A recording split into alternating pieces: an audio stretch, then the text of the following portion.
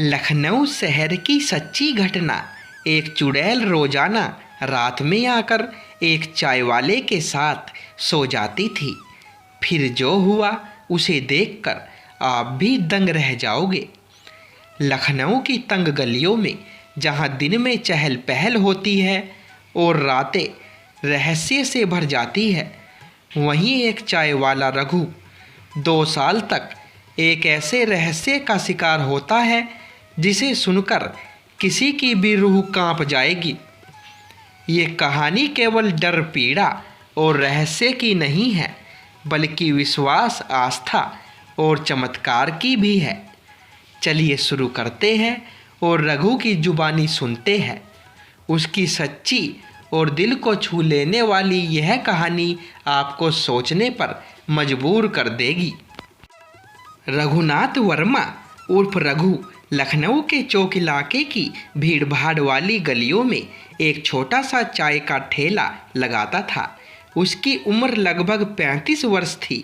रघु का दिन सुबह 5 बजे शुरू होता और रात को 10 बजे ठेला समेटने तक चलता। लेकिन उसके जीवन में एक ऐसा राज छुपा हुआ था जिसे वो किसी को बता नहीं पाता था। रघु हर रात बिस्तर पर लेटता, मगर नींद की बजाय कोई परछाई सी उसके पास आ जाती और फिर ऐसा लगता जैसे किसी ने उसका शरीर जकड़ लिया हो। वो न हिल पाता था और न बोल पाता था। धीरे धीरे यह रोज का सिलसिला बन गया। करीब 2 साल पहले की बात है। गर्मियों की एक रात थी। बिजली गुल थी। रघु थककर जल्दी सो गया था। अचानक रात के 2 बजे उसकी नींद खुली। उसे लगा जैसे कोई उसके बगल में लेटा हुआ है। सांसों की आवाज़, बालों की महक और एक भारीपन का एहसास, जैसे किसी औरत की उपस्थिति हो।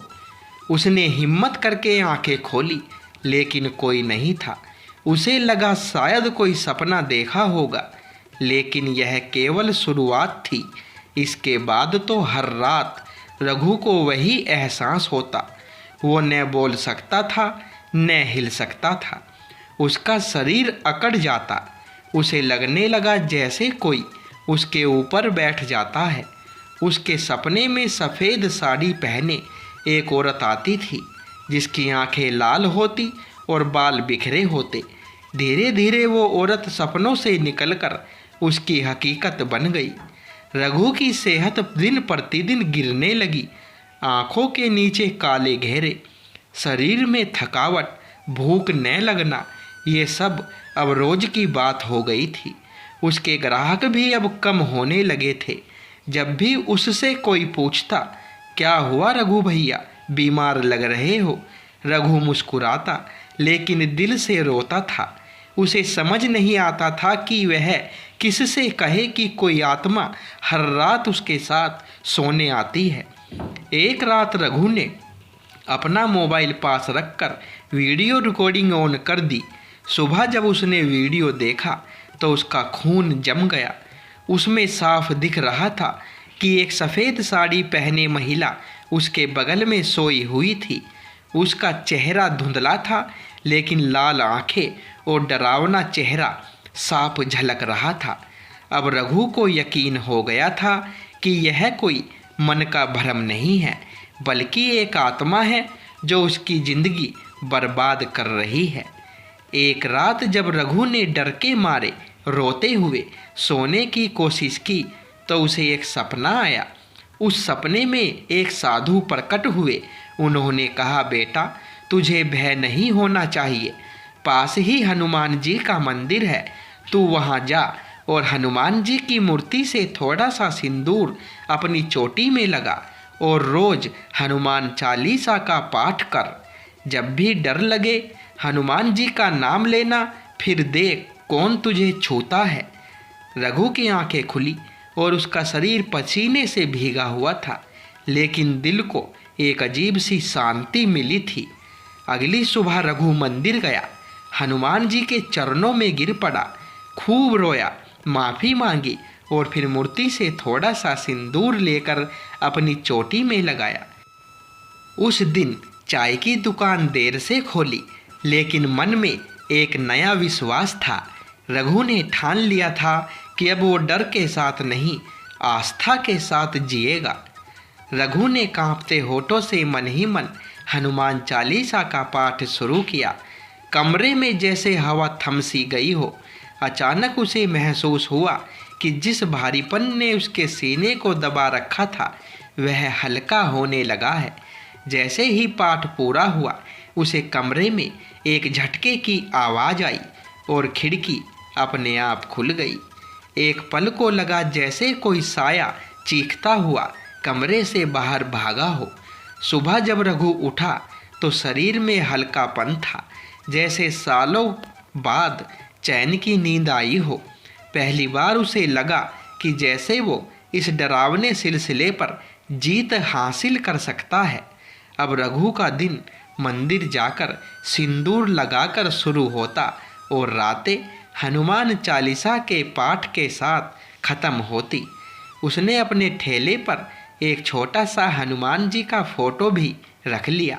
धीरे धीरे उसकी सेहत लौटने लगी, चेहरे पर चमक आने लगी, ग्राहक भी फिर से बढ़ने लगे। लोग कहते, रघु भैया अब तो आपकी चाय में फिर से वही पुराना स्वाद आ गया है। रघु मुस्कुराता, क्योंकि अब उसकी चाय में सिर्फ मसाले नहीं बल्कि हनुमान जी की कृपा भी घुल चुकी थी। एक रात फिर वही डरावना सपना आया। इस बार वह औरत रो रही थी, चिल्ला रही थी, तू क्यों नहीं समझता रघु, मैं तुझे छोड़ना नहीं चाहती, क्योंकि तू सिर्फ मेरा है। रघु ने आंखें खोलते ही जोर जोर से जय बजरंग बली नाम का जप किया।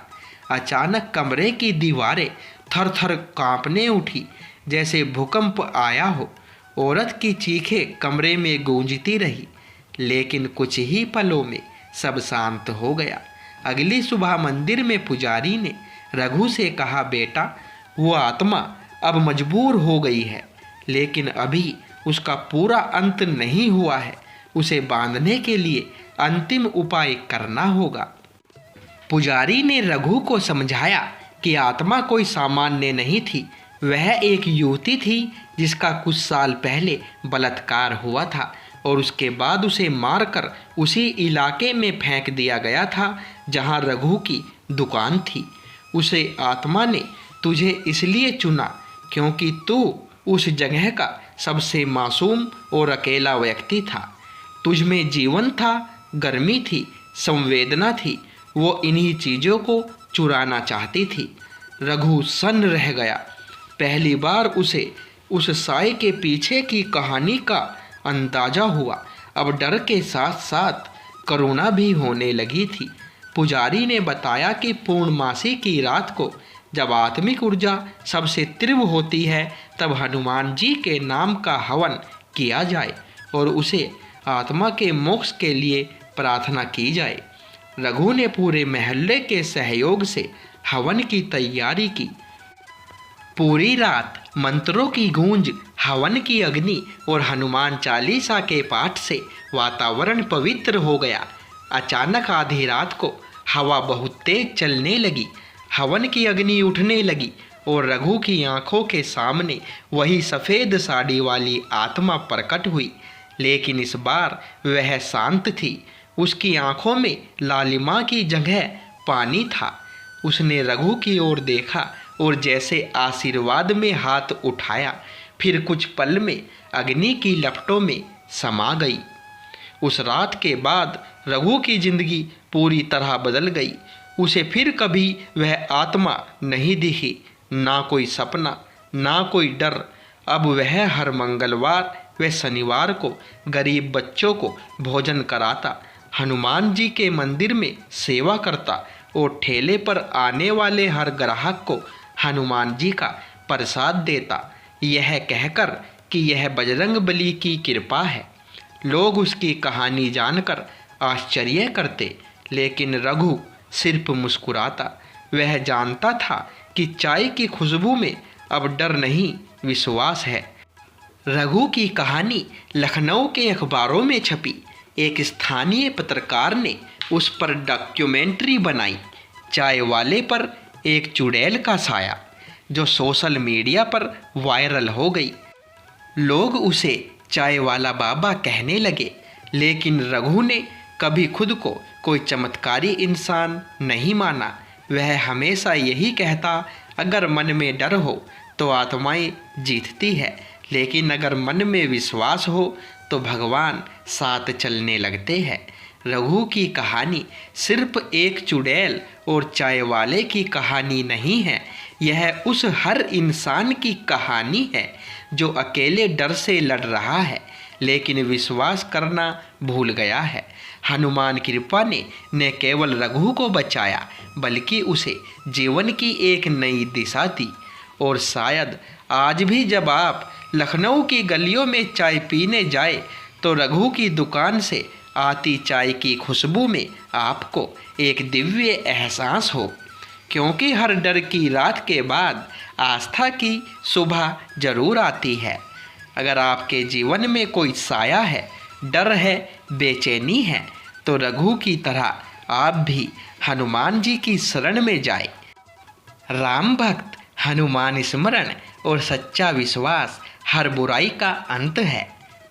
तो दोस्तों, वीडियो अगर पसंद आई हो तो वीडियो को लाइक करें और हमारे चैनल गहलोत स्टोरीज को सब्सक्राइब करें और शेयर करें।